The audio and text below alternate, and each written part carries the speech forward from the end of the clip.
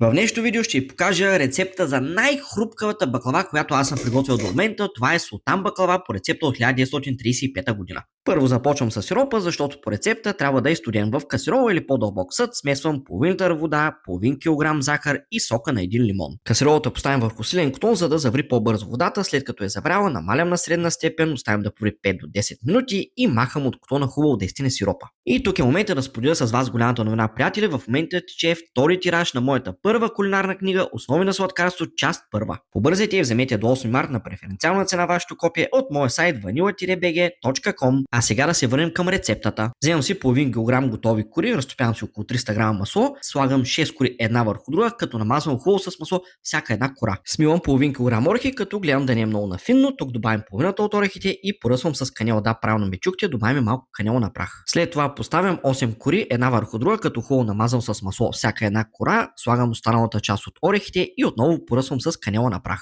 След това навиваме едно хубаво стегнато руло и за момент го оставяме настрани. След това слагам 2 кори една върху друга, като при това съм намазал всяка една кора с яйце. Слагаме рулото върху двете кори и наново навиваме едно хубаво стегнато руло. За тази рецепта ни трябва тава, която е леко намазнена. След това нарязвам рулото на шайби около един пръст дебели, които подреждам в тавата. Намазвам леко с масло и слагам да се пече в предварително загрята фруна на 160 градуса за около 80 минути, като накрая заливам гореща баклава с студения сироп.